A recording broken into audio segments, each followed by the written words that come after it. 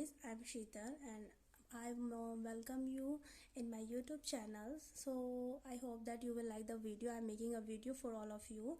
So today this is a video for those who really wants to speak in English.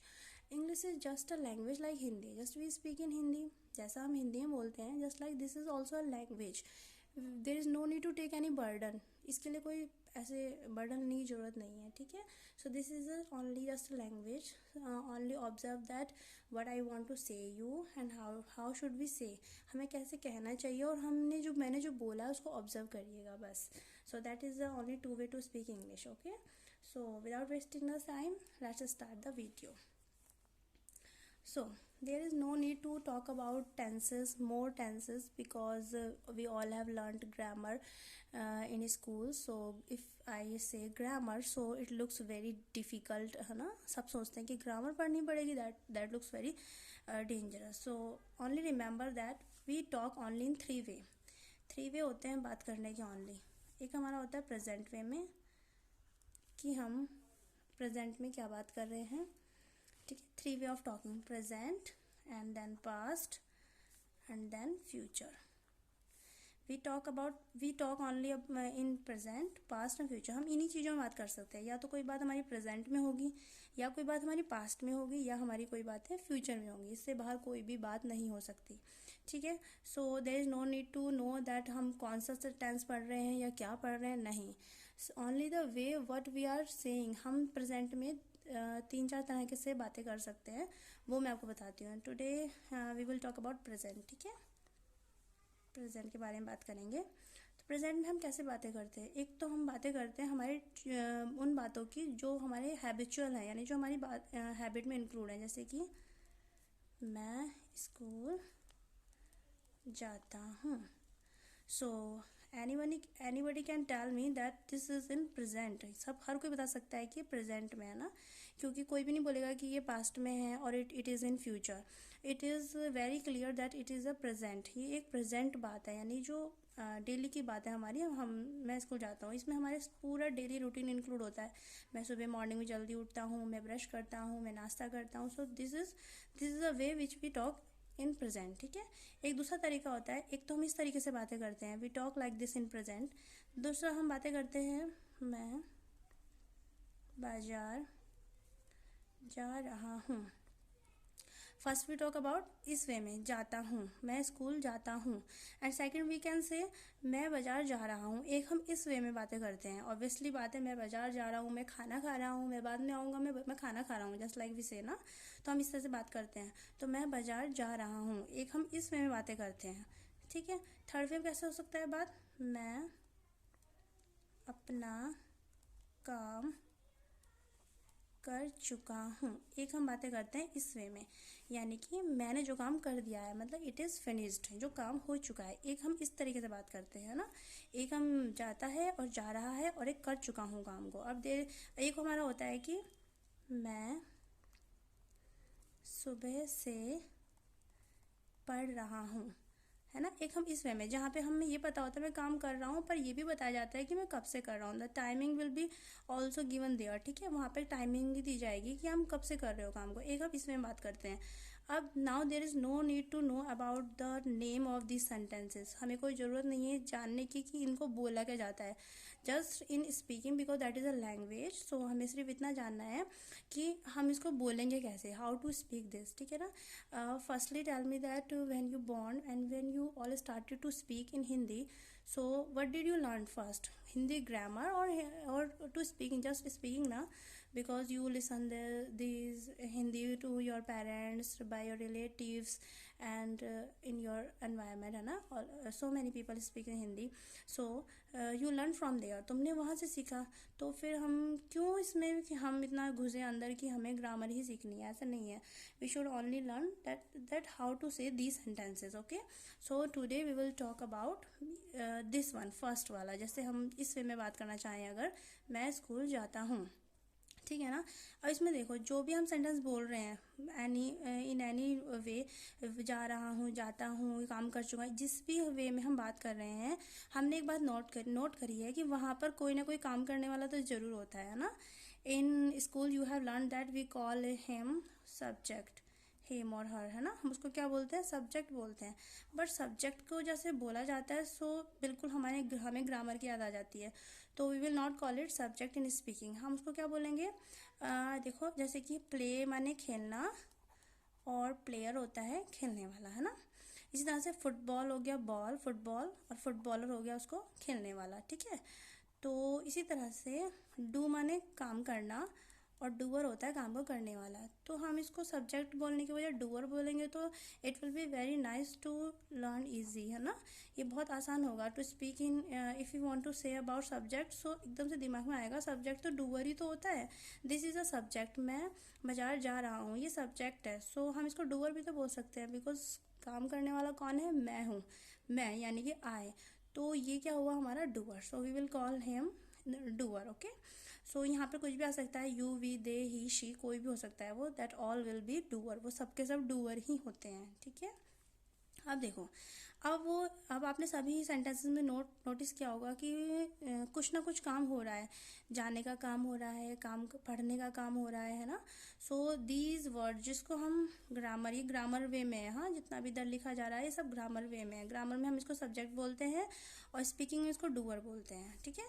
बोलते तो नहीं है, but I am making easily for to understand to all of you, ठीक है। तो हम इसको बोल सकते हैं doer, it will be okay, ठीक है।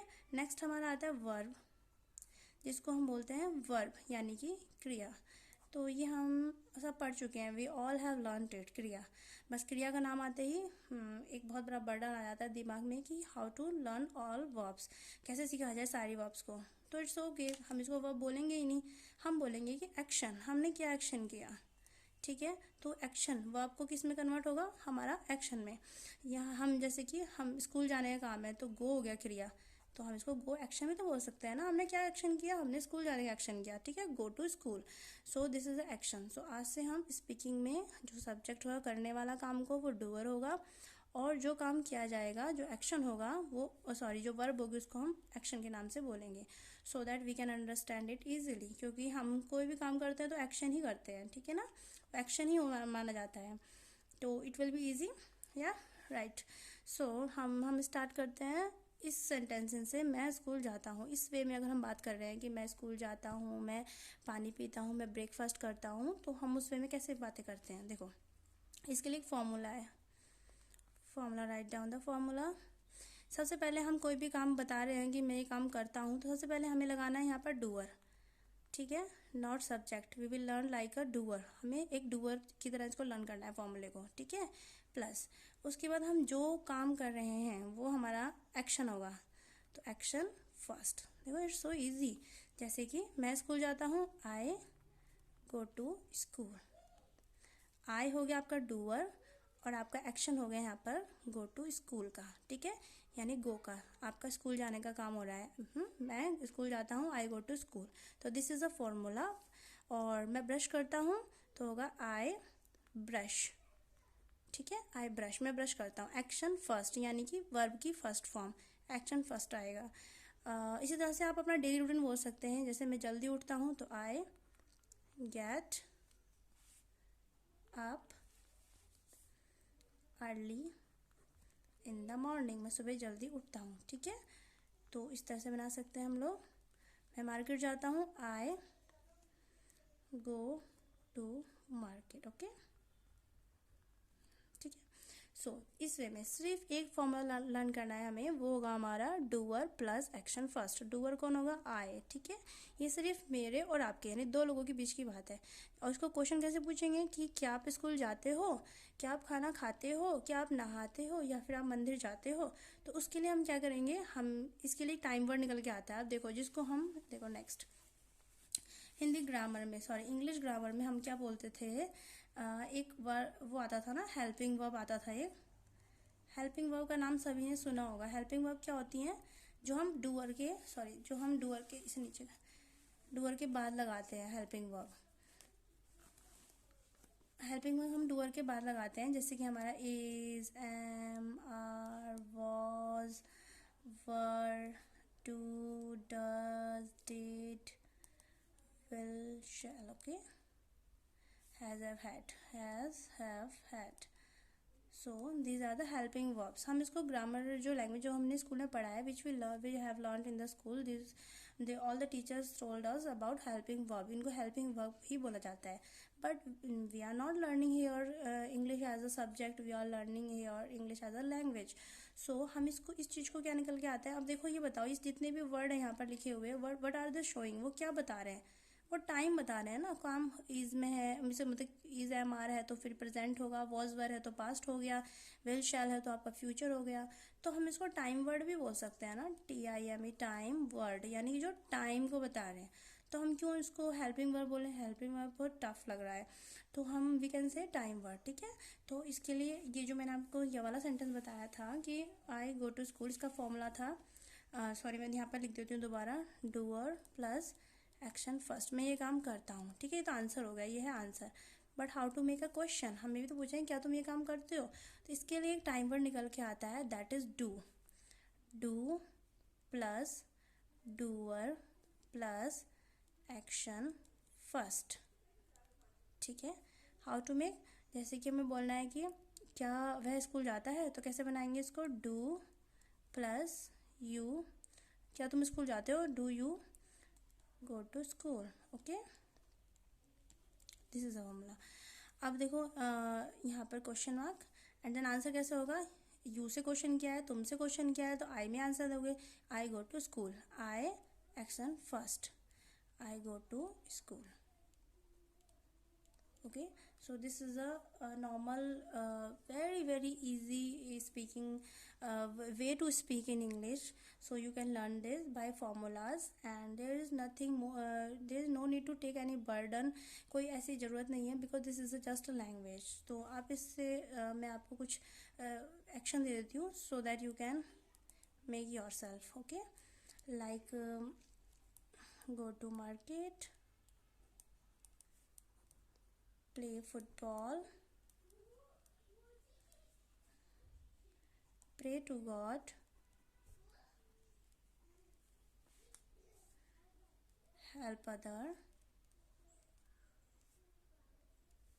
make a noise. ठीक है. अब इसको डू यू से करके बनाना है. You try to make this all actions in your own way, not on way by formulas. Okay, तो आपको एक फॉर्मूला यूज़ करना है, do plus doer plus action first का, और उसका आंसर देना है आपको आई से. जब हम यू से यू को डूअर बनाएंगे, जब हम यू को डूअर बनाएंगे, यू डू यू, तो ऑब्वियसली सा आंसर में हमारा आई ही आएगा because the action is sorry the question is start from you, so answer will be start from I. ठीक है. तो आपको सारे के सारे ये खुद बना के देखिएगा. So really it will improve in your English. तो ये हमारे लिए बहुत हेल्प करेगा. और इसके बाद आप you can make your daily routine by your self. आप अपना खुद से डेली रूटीन भी बता सकते हैं अपने आप से इस वे में अगर आप सीखेंगे तो. ठीक है. So this was my first video. I hope you all will like this video, and tomorrow I will teach you about third person. If we will talk about third person, he, she, it. So how should we ask the questions and how should we give the answer. So if you will support me, so definitely I will post more videos for you, and I will be also interested to post new videos for all of you. So I hope you will like the videos. Thank you for watching.